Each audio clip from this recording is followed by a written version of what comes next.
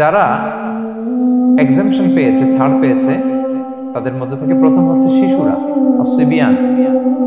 শিশুদের উপর রোজা ফরজ না, যতক্ষণ না তারা ম্যাচিউরড হয়।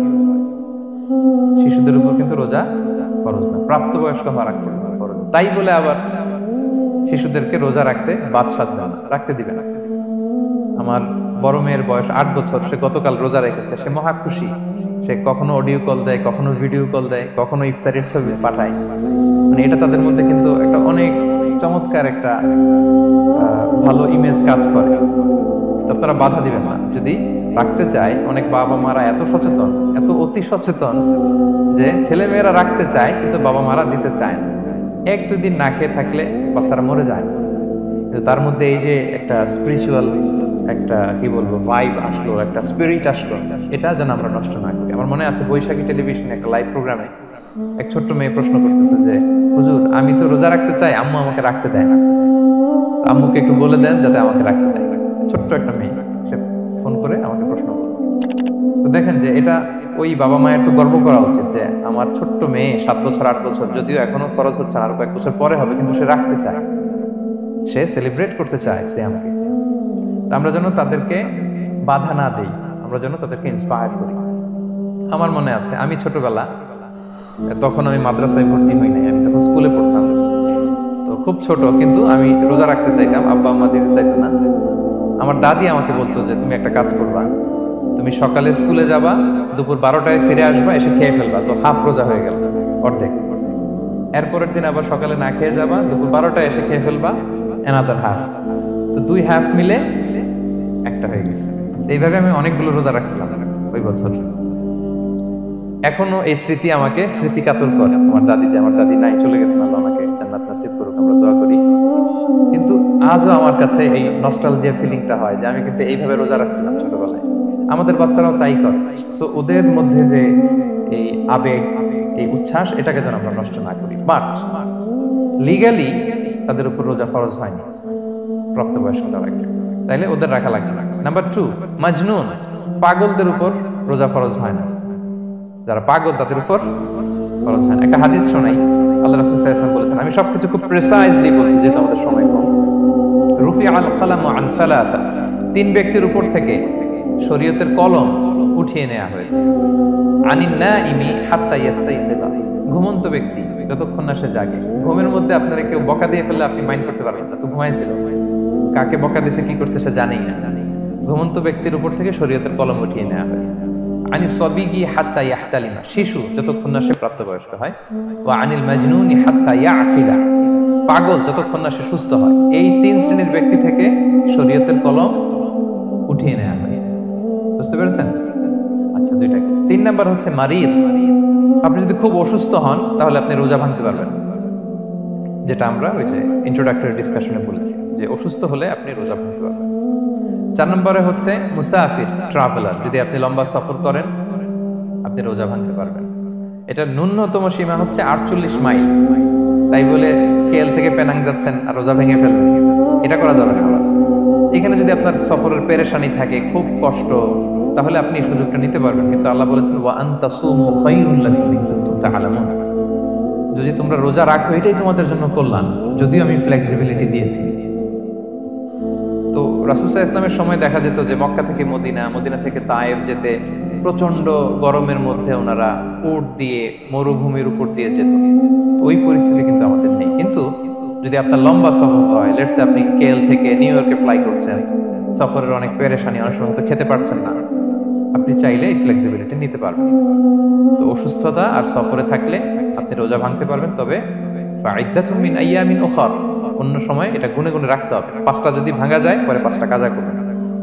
পয়েন্টটা কি সবার কাছে ক্লিয়ার? সফরে যে রাসূল সাল্লাল্লাহু আলাইহি ওয়াসাল্লাম রমাদানে রোজা ভেঙেছে, এটার একটা দলিল বলি। আপনারা মক্কা বিজয়ের নাম শুনেছেন না? রাসূল সাল্লাল্লাহু আলাইহি ওয়াসাল্লাম হিজরত করলেন, পরে আবার বিজয় করলেন। এই মক্কা বিজয় কত হিজরিতে হয়েছে কে বলতে পারবেন? হ্যাঁ, হিজরি বলেন তো দেখি।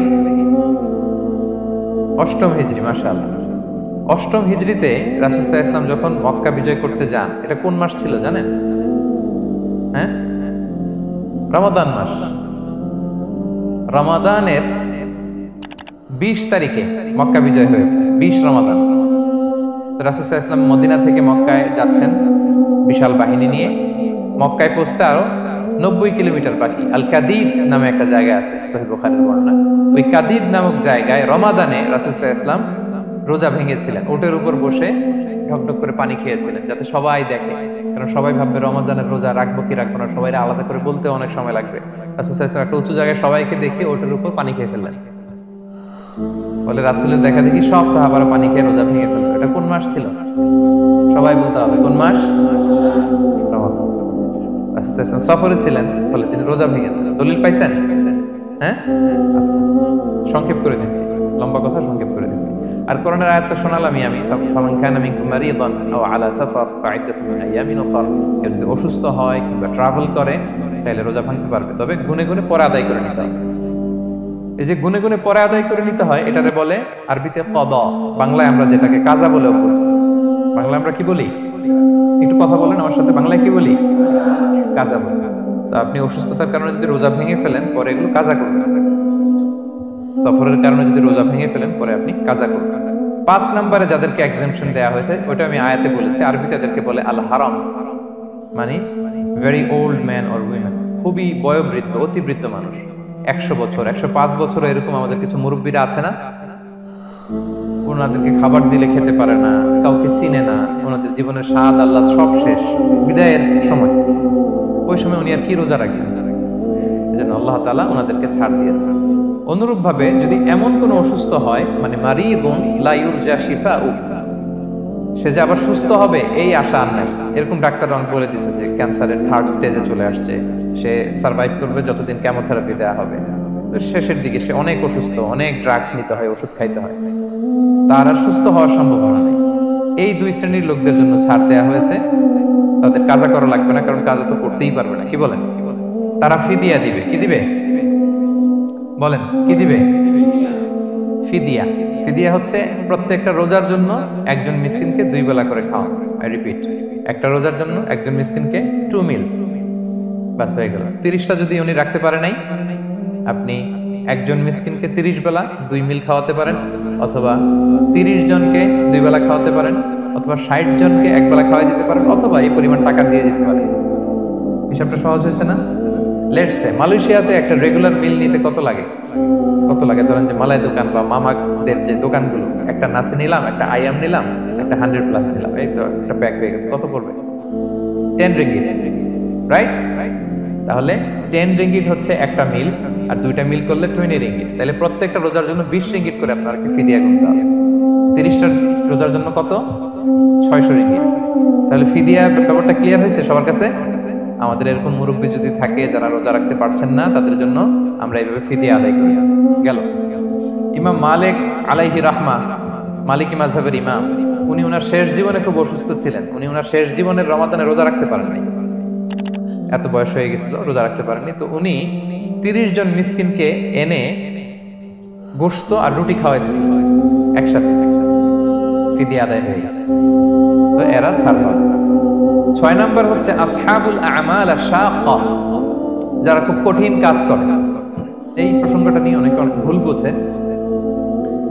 এটা হচ্ছে এমন এমন কাজ যারা করে, যারা কাজ করতে করতে অসুস্থ হয়ে যাওয়ার সম্ভাবনা আছে, মৃত্যুর মুখোমুখি বেহুশ হয়ে যাওয়ার সম্ভাবনা, হ্যাঁ, তাদের জন্য ছাড় দেওয়া। ব্যাপারটা এমন না যে কেউ মরুভূমিতে কাজ করে সে রোজা ভাঙতে পারবে, কেউ রিক্সা চালায় কেউ রোজা ভাঙতে পারবে, কেউ স্টোন ক্র্যাশে কাজ করে সে রোজা ভাঙতে পারবে, এরকম। ধরেন যে মরুভূমিতে যারা কাজ করে, বা বাংলাদেশে সামারে যারা রিক্সা চালায়, অথবা আয়রন ফ্যাক্টরিতে যারা কাজ করে, অনেক সময় এমন হয় তারা ডিহাইড্রেশনে ভুগতে ভুগতে বেহুশ হয়ে যায় কাজের মধ্যে, এরকম হয় না? হয়। তাদের জন্য ছাড়, কিন্তু তাদের জন্য রেকমেন্ডেশন হচ্ছে এটা ফরজ ইবাদত, এটা তাদেরকে রাখতেই হবে। হয়তো নাইট শিফটে কাজ করার ট্রাই করবে, অথবা সারা বছর একটু একটু জমিয়ে রোজা রাখার চেষ্টা করবে, কিন্তু রোজা তারা রাখবে না। তারা সাহুর খাবে, তারা রোজা রাখা শুরু করবে, কিন্তু মরুভূমিতে কাজ করতে করতে যদি এমন হয় যে সে বেহুশ হয়ে যাচ্ছে, মরার উপক্রম, এই পরিস্থিতিতেও সে রোজা ভাঙতে পারবে না। ইসলাম এতটা কঠিন নয়। পরিস্থিতি যদি এমন হয় তখন সে রোজা ভাঙতে পারবে, পরে সে রোজাগুলো কাজা করে নেবে। আচ্ছা, তো এই জন্য এই সমস্ত লোকদের ব্যাপারে আমাদের একটু সহনশীল হওয়া উচিত। আমাদের যে ওয়ার্কাররা গরমের মধ্যে কনস্ট্রাকশনে কাজ করে, আয়রন ফ্যাক্টরিতে কাজ করে, খুব কঠিন কাজ করে, তাদের কাজের টাইমটা কমায় দেয়া, তাদেরকে সাপোর্ট দেয়া, যাতে তারা রোজা রাখতে পারে। 7 নাম্বার হচ্ছে আল হামিল, গর্ভবতী নারী। 8 নাম্বার হচ্ছে আল মুরদি, ব্রেস্ট ফিডিং মাদার, বাচ্চাকে দুধ খাওয়াচ্ছে যে মায়েরা, ওনারা রোজা ভাঙতে পারবে। যদি ডক্টর বলে যে আপনি যদি রোজা রাখেন পেটের বাচ্চার সমস্যা হবে, রোজা ভাঙতে পারবে, পরে কাজা করেন। অথবা ডক্টর যদি বলে যে আপনি যদি না খান তো ওকে দুধ আসবে কোথা থেকে, বাচ্চাকে খাওয়াবেন কিভাবে, ডিহাইড্রেশন হবে, রোজা ভাঙতে পারবে। এটার দলিলটা শোনেন, সুনানে আবু দাউদের হাদিস, আল্লাহ রাসূল সাল্লাল্লাহু আলাইহি ওয়াসাল্লাম বলেছেন, ইন্নাল্লাহ আযজা ওয়া জাল্লা ওয়াদাআ আনিল মুসাফিরি শাতরাস সালাহ, আল্লাহ তাআলা মুসাফিরের জন্য নামাজকে অর্ধেক করে দিয়েছেন, কসর, ওয়া সিয়ামা আনিল হামিলি ওয়াল মুরদি, আর গর্ভবতী নারী আর দুধ খাওয়াচ্ছে এমন মায়ের জন্য আল্লাহ সিয়ামকে এক্সাম্পশন দিয়ে দিয়েছেন, ছাড় দিয়েছেন, তারা চাইলে রোজা ভাঙতে পারবে। ক্লিয়ার? 9 নাম্বার হচ্ছে মেনস্ট্রুয়েশনাল পিরিয়ড যাদের হয়, যে বোনদের পিরিয়ড হচ্ছে মাসিক, রোজা রাখবে না, যতটা ভাঙ্গা গেল পরে আদায় করে নেবে। 10 নাম্বার হচ্ছে পোস্টপার্টাম পিরিয়ড, যেটা নিফাস বলে, আফটার বার্থ, এই বেবি ডেলিভারির পরে আমাদের বোনদের যেই পিরিয়ডটা হয় সে সময় ওনারা রোজা রাখবেন। কয়টা ভাঙলো গুনে পরে কাজা করে ফেলবে। এবং আম্মা জান আয়েশা রাদিয়াল্লাহু তাআলা আনহা বর্ণনা করেন, কুন্না নাহিদু আলা আহদি রাসূলিল্লাহ, এটা একটা ন্যাচারাল প্রসেস, আমাদের আম্মা জান নবীদের স্ত্রীদেরও এটা হতো। তিনি বলতেন যে আমাদের যখন পিরিয়ড হতো, সুম্মা নাফুর, এরপর যখন আমরা সুস্থ হয়ে যেতাম, ফায়ামুরুনা বিকাদাইস সিয়াম, রাসূল সাল্লাল্লাহু আলাইহি ওয়াসাল্লাম আমাদেরকে রোজাগুলো কাজা করতে বলতেন। ওয়ালা ইয়ামুরুনা বিকাদাইস সালাহ, নামাজ কাজা করতে বলতেন।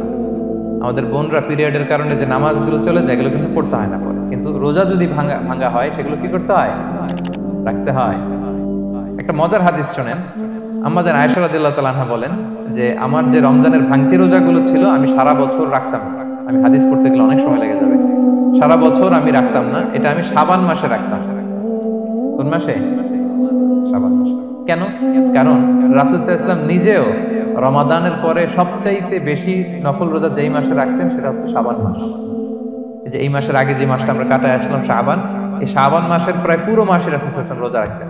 তো আম্মা জান আয়েশার যে ভাঙতি রোজাগুলো উনি সারা বছর না রেখে ওই সময় রাখতেন। হাজবেন্ড ওয়াইফ দুইজনই রোজাদার। ব্যাপারটা সুন্দর না অনেক? দুইজনেই, যেহেতু আমার হাজবেন্ডও রাখতেছে তো আমিও এই টাইমে রাখি, এইভাবে উনি বুদ্ধি করে ওনার রোজাগুলো রেখে দিতেন, উনি শাবান মাসে রাখতেন। কারণ তিনি রাসূল সাল্লাল্লাহু আলাইহি ওয়াসাল্লামের ব্যাপারটা খেয়াল করতেন। এমন হতে পারে যে অন্য মাসে যদি উনি রোজা রাখেন, দিনের বেলায় রাসূল সাল্লাল্লাহু আলাইহি ওয়াসাল্লাম হয়তো আম্মা জান আয়েশা রাদিয়াল্লাহু তাআলা আনহা সঙ্গ পেতে চাইতে পারেন দিনের বেলায়, সো এটা রাসূল সাল্লাল্লাহু আলাইহি ওয়াসাল্লামের জন্য কষ্টকর হবে, আর উনি তো রোজা রেখেছেন, সো উনিও প্ল্যান করে এমন সময় রাখতেন যে সময় রাসূল সাল্লাল্লাহু আলাইহি ওয়াসাল্লাম নফল রোজা রাখতেন, শাবানে রাখতেন। তো আমাদের বোনরা এই কাজটা করতে পারেন, শাবানে আপনারা এগুলো রাখতে পারেন। এই পয়েন্টটা শেষ। এই লোকেরা রোজা ফরজ হওয়ার পরেও ছাড় পাবে, আর যে সমস্ত ক্ষেত্রে ভাঙতে পারবে তারা পরে এগুলো কাজা করবে। কাজা মানে একটা রোজার জন্য একটা রাখা, একটার জন্য একটা রাখা। আর ফিদিয়া মানে কি একজন বলতে পারবেন? বলেন। মাশাআল্লাহ, একটা রোজার জন্য একজন মিসকিনকে 2 বেলা খাওয়ানো, আর 30টা রোজার জন্য 60 বেলা। এই তো হয়ে গেল, বুঝে গেছে।